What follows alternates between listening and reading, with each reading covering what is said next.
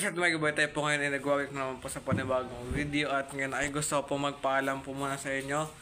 Pagpasensya na kung di ka may upload yung PD Craft Season 3 Episode 3. Pagagandahin ko na lang yung RP doon, pagandahin ko na lang yung mga build ko. Siguro maghihintay muna ako ng siguro July. Siguro mapasukan na ako makakabalik. Depende kasi ang outing na natin namin ay 2 days. So, July 18 to 19 yata or July 19 to 20 or 18 to 20. O basta yun. 3 or 2 days. Pero kakalo ko 18, 19 or 19, 20. Basta yun. Pero yun nga, probably makakabalik ako ng mga July 20, July 25, ganun. So, July 25 na ako makakabalik. Pagandahin ko lang yung Minecraft episode na yun. So, ayun. Tsaka naghahanda na rin naman ako. And, para naman sulit, pahabayin ko yung video na yun. Siguro paabutin ko ng mga isang oras yung video na yun.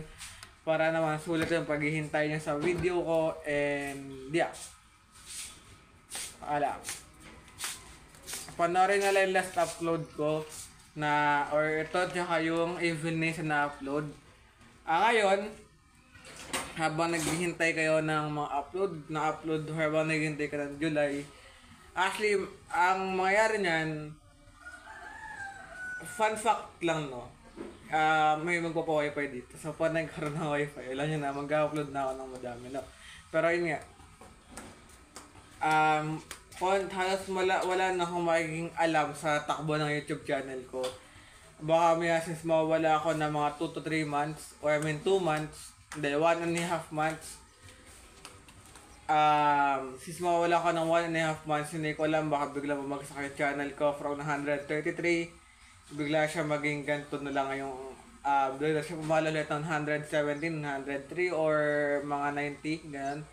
Hindi ko lang, sana wag naman kasi isang buwan lang naman ako mawawala sa YouTube channel ko.